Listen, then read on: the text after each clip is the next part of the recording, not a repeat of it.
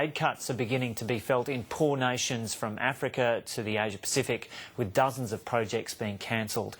After talks with the Foreign Affairs Department, World Vision and Plan Australia have together cut projects worth around $6.5 million.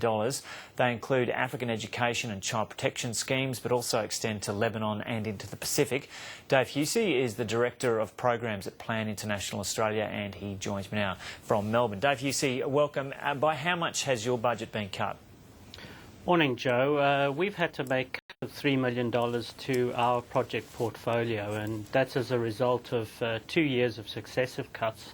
And we're also anticipating that we will be cut again in the coming financial year. So which projects will go?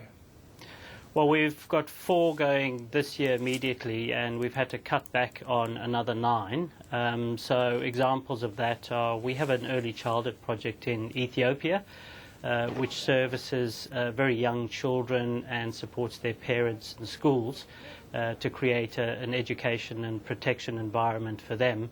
Unfortunately, that project, which has already reached 1,500 children, is to be cut, and we were hoping to reach over 4,000 kids with that project over the next 2 years. Can you name some of the other projects that have been affected? Sure. It's not only African projects that have been affected, although they bear the brunt of this cut. The cuts are so significant that we've also had to cut projects in Indonesia, in Cambodia, and we're busy looking at other projects in Laos and in Vietnam at the moment. And are they directed primarily at children as well? They are. Plan works with children and with their families across the world, so these cuts directly impact on young children. How do you prioritise the projects? How do you work out which are going to be cut? I'm guessing that's an incredibly difficult decision. It is, and it's a very painful process as well. We've been very deliberate in our approach. We've considered the signals from government about what they consider to be worthwhile funding. Those are not always clear. We've had to consider the extent of the cuts themselves and see how much savings and cost cutting we can do to try and cushion that.